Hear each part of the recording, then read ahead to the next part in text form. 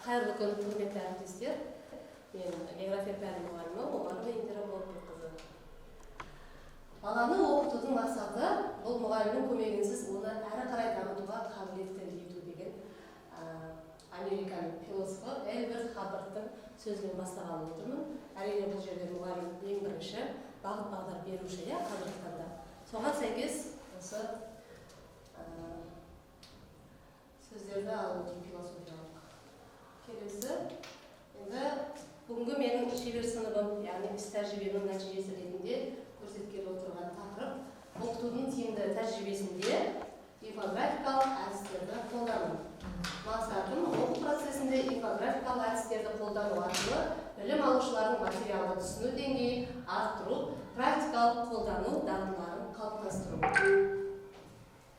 Барлығымызға белгілі, инфографика бұл ақпаратты көрнекі түрде жеткізудің тиімді құралы. Ол оқушылардың ақпаратты тез түсінуіне және есте сақтауына көмектеседі.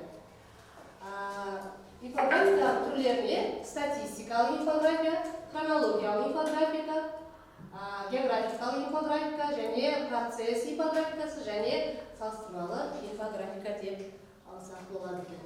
Оқыту процесінде инфографикалық әдістерді қолданудың артықшылықтары: ақпаратты тез қабылдайды бала, күрделі тақырыптарды жеңіл түсінеді, бөліп, ауданға бөліп, немесе аймаққа бөліп дегендей. Көрнекілік арқылы есте тез сақтайды. Одан кейін оқушылардың қызығушылығы артады. География пәні мұғалімі ретінде өзіммен қолданамын. Инфографиканың тәсілдері арқылы, мұны тақтада өздеріңізге белгілі, әрбір сабақта қолданылған инфографикалық органайзерлер тәсілі өз алдыларыңызда тұр. Сол жерде диаграммалар, карталар, демонстрациялық иллюстрациялар және суретті инфографикалар бар.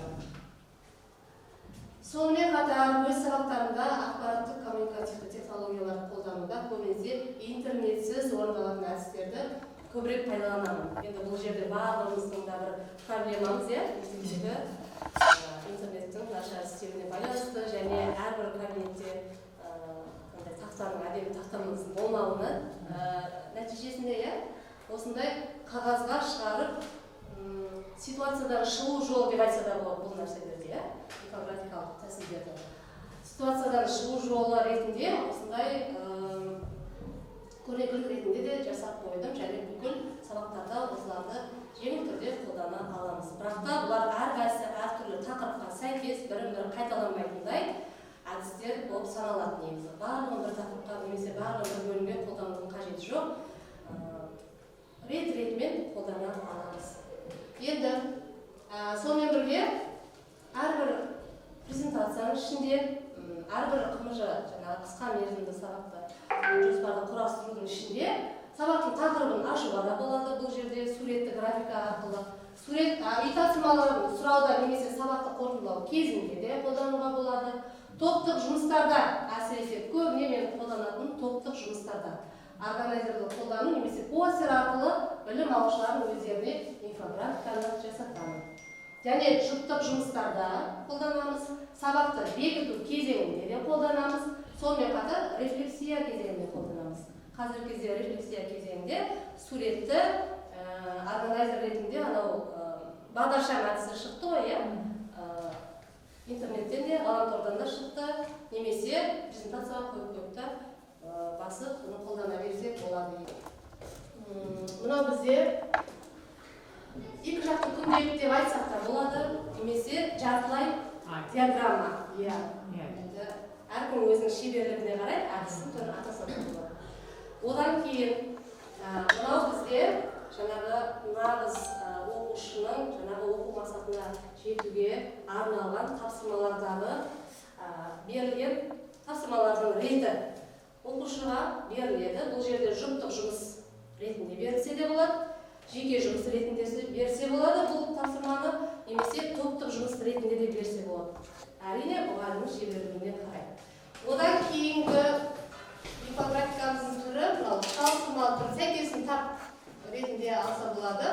Мынау мысалы үшін сауалнама берді. Сауалнама дегеніміз не деген кезде, мысалы үшін ол санақ барағын санақ жүргізуші, яғни есепке алушы, санақ енгізілуші тұлғамен жеке сұхбат барысында толтырады, яғни сәйкестендіреді. Мына жерде әртүрлі орыннан ауыстырып жібереміз да, өздеріңіз сәйкестендіреді. Бұны да өздеріңіз білесіздер. Ал енді әлемнің 7 кереметі деген кезде де бұл жерде мысал үшін алдында жаңағы мемлекеттердің жер көлемі, суласы және тулардың түрлері, түстері беріледі. Түрлі түсті тулар беріледі. Соған сәйкес ол жердегі 7 кереметтің атауларымен балалар суреттерін сәйкестендіріп атап береді екен. Одан кейін жеке жұмыс ретінде, немесе жұптық жұмыс ретінде мына жерде бос торкөздер бар. Бос торкөздерге балалар өздері қалған торкөздерді толықтырып, сабақты ары қарай жүргізеді. Барлық жазы осы туралы мәлімет келтірсе болады. Кәсіби естеліктерді қолданып, немесе өздері күнделікті патриоттық сезімін оятып, біледі ғой енді көбінесе. Ұлттық нақыштағы, ұлттық құндылығымызды дәріптей отырып, ары қарай соны жалғасы барына. Соны жалғастырып, осы туралы мәліметтер келтіріп жазып қояды. Осындай инфографикалық түрлері өте көп. Плюс-минус жақтары, баламалы жаңағы энергияның артықшылықтары мен кемшіліктері деп айтса болады бұл жерде. Одан кейін кері байланыс ретінде мынау WhatsApp әдісі, жаңа Instagram әдісі деген әдістер бар ғой. Бұл жерде енді органайзерлер ретінде қолданып тұрғанымыз ғой, инфографика ретінде. Ал енді негізінен қазіргі кезде интернет барлық инфографикалық органайзерлердің сұлбасы берілген, өзіміздің шеберлігімізге сәйкес тақырыбын жасай берсек болады әдістерге. Алдыңдастыру ретінде мына суретті шығарып қойған себебім бұл жерде несінде платформасында көрсетіледі инфографика әрбір жерінде жаңағы географиялық нысандарға көрсетіледі. Мысалы үшін жаңағы аймақтарды, Латын Америкасы қай жерде, сол жаққа бассаңыз, сол жерге барады. Графикалық органайзерлер ғой, онлайн түріндегі берілген графикалық органайзерлер көрсетіледі үшін. Инфографикалық көрсетіледі. Одан кейін мынау кәдімгі қалыпты жағдайдағы күнделікті сабағымыз тақта жоқ, күнделікті телефонмен қолданамыз. Ссылкасын беріп, балаларға топтарға. Содан кейін мынау жаңағы тақталарға неше түрлі суреттері бар, басқасы бар, балалардың қолданатын суреттері. Енді бұны ләззат етіп өзі көрген сабақтарда.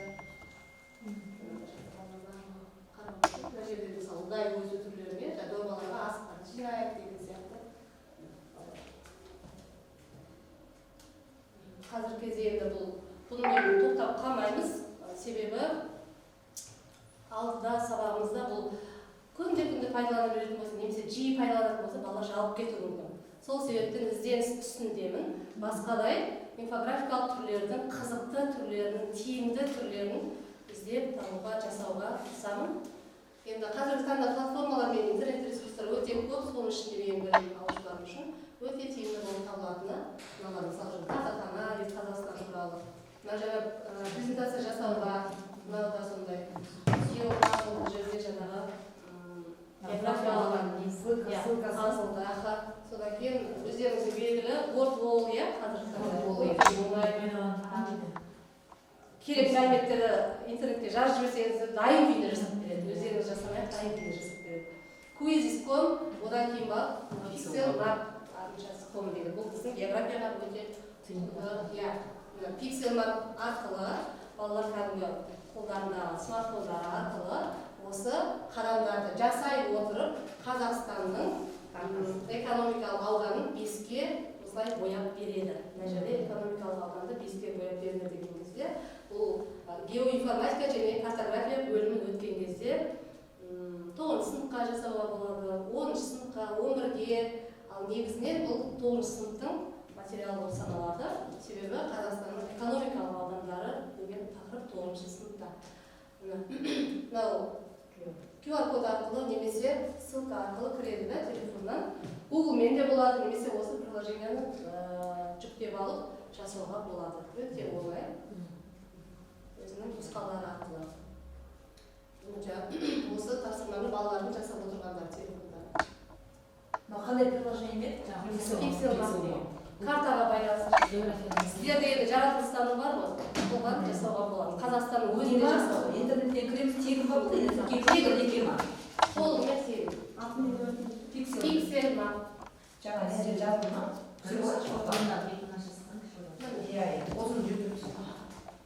Бұл слайдты тәтелер сіздерге жіберемін.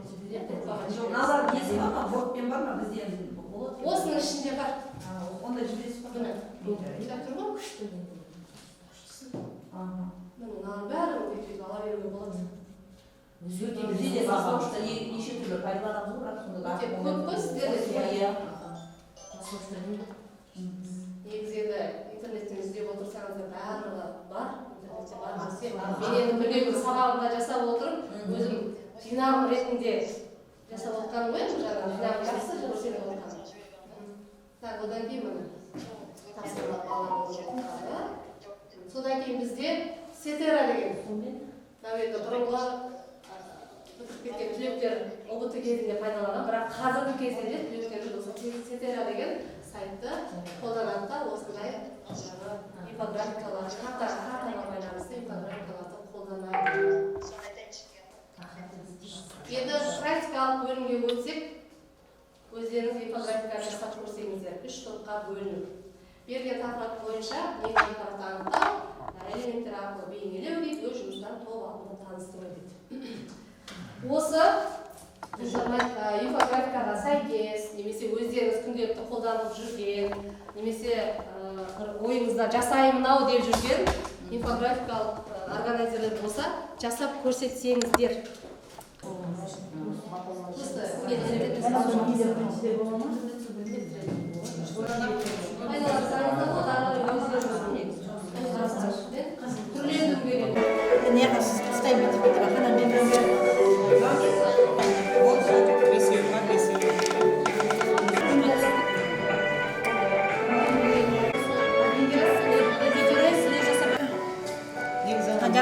әдістесілер, өз ала берем ба? Қалай енді мынандай платформалар атауы Артопа платформасын жаздық. Бұл яғни 3D аниматор. Кез келген мысалға сіздің жануар жасушаңыз бар ғой, сурет. Соны яғни сотканы суретке түсірсеңіз, сондай программа қажет Play Market-тан осы жасушаның ішкі құрылысы, мысалы органоидтардың жеке-жеке ядросын, митохондриясын, табақтың қаншатырдағы ортасында жүргізген өте ыңғайлы. Себебі бұл жерде тест тапсырмаларын ұйымдастыра аламыз, әртүрлі пазлдар, сәйкестендіру, кез келген тапсырма түрлерін осы платформа арқылы іске асыра алады екенбіз. Одан кейін сабақтың аяғы. Жоқ, сабақтың, яғни сабақтың ортасында жұптық, топтық жұмыстарға гамма, EduPlace платформаларын алған өте ыңғайлы. Неліктен? Өйткені бұл жерде дайын презентациямен дайын видео жасай аламыз. Өйткені мысалға біздің сабағымыздың тақырыбы мысалға жасуша болатын болса, сол жайында презентациямызға кез келген тақырып жазсақ, соның бізге мәтіндерді жазып берсек, сол әрбір сөзіне байланысты өзінің суретін келтіре отырып презентация жасайды. Ал EduPlace тура соны не істейді? Сол беттеріне байланысты бізге дайын видеоны жасап беріп шығарады. Кез келген сөйлетіп отыр, жаңа сөзін есі керек. Қаншатырымыздың аяғына біз мынау VR-де шындық жазған және де Google формды рефлексияға қолдана отырып, осы қаншатырдың аяғына осыны сабақтың аяқ жағын осымен қорытындылай жасауымызға болады. Тарихтан қайда отыр өзімізге. Бұл енді көбінесе барлық қойын келе бермейді деп ойлаймын. Көбінесе қазақ әдебиеті тарихта келеді. Яғни 5 саусақ әдісі бұл 5 сұрақтан құралған. Кімнен, неге, қашан, қайда. Мүмкін бастауыш мұғалімдерде қолданатын шығар. Яғни бұл бізде негізі көтерілістерде қолдануға болады. Яғни мысалға кім, ұйымдастырушысы, яғни болған аймағы, не үшін болды, қай жылы болды, яғни қашан, және қай аймақтарды қамтыды.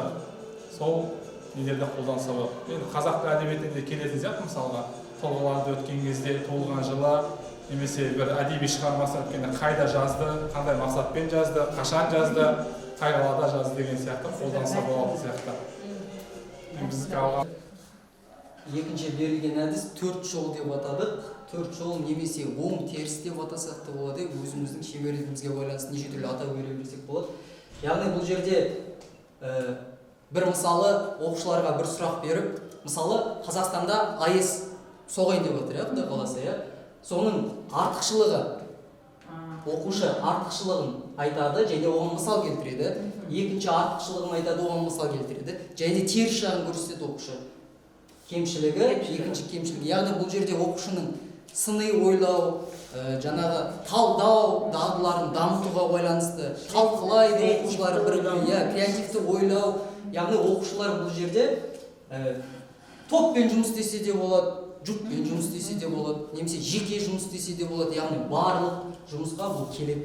Мына жерде жанұя деген әдісті алдық. Жанұя Жанұя проблемалы сұрақ қойдық. Соны балалар салыстыруға арқылы жаңағы сәйкестендірді. Тоқтыру мен сәйкестендіруге пайдалы. Яғни сәйкестендіру деген бұл салыстыру, анықтау, артықшылығын, ұқсастығын табу деген мағынаны осы әдісті алдық. Енді мына әдіс туралы да біз жаңағы айтып берсек дейміз. Бес саусақ тоқтай алмай қалды. Бес саусақ әдісі негізі ертегі, мәтін болады ғой. Сол жердегі сұрақтарға өте тамаша. Түсінік айта алмай отырған балаларша, сол жердегі сол сұрақты, сол 5 сұрақты қойсаңыз, сол түсінікті айтып шығады. Нәтижесі ретінде мына сурет сіздерге таныс шығар деп ойлаймын. Таныс болмасаңыздар суретке қарап, миға шабуыл жасап жіберсеңіздер, әркім өзінің тәжірибесінде осы суретті қалай қолданады? Сіздерге не айтып тұр? Тәжірибеде қалай қолданасыз? бос шелектен Қалай ойлайсыздар? Бүгінгі пайдалы болды дегенде миында бірдеңе алып кетті деген сөз ғой. Ал бос отқандар бос миымен кетті деген сөз ғой. Ештеңе бос бақтық. Тәжірибе алмасын. Қалай ойлайсыздар? Үшінде ең мықтысы Сабақтың мақсатына жеттік. Егер бір ана су толы шелекті солай миымен кетсек, тәжір кидік деген сөз ғой. Ана бос шелекпен кетсек, тәжірден алыс кеттік деген мағына шығар енді. Деп ойлаймын. Графика дегендерді білмегендеріміз көп біздіңше. Яғни соларды аулау арқылы өзіміздің қоржынымызға жинап, яғни балық аулағандай болып отыр да. Ал жетістігі, яғни көп нәрсені кішкене басқаша өзгертіп, яғни басқа өзіміздің сабақтардан қарамай жетістікке жетуге болады деген ана тәжірибе мысалы ретінде келтіруге болады. Ал қоқысты қажет емес ақпараттарды қоқысқа лақтырып тастайды.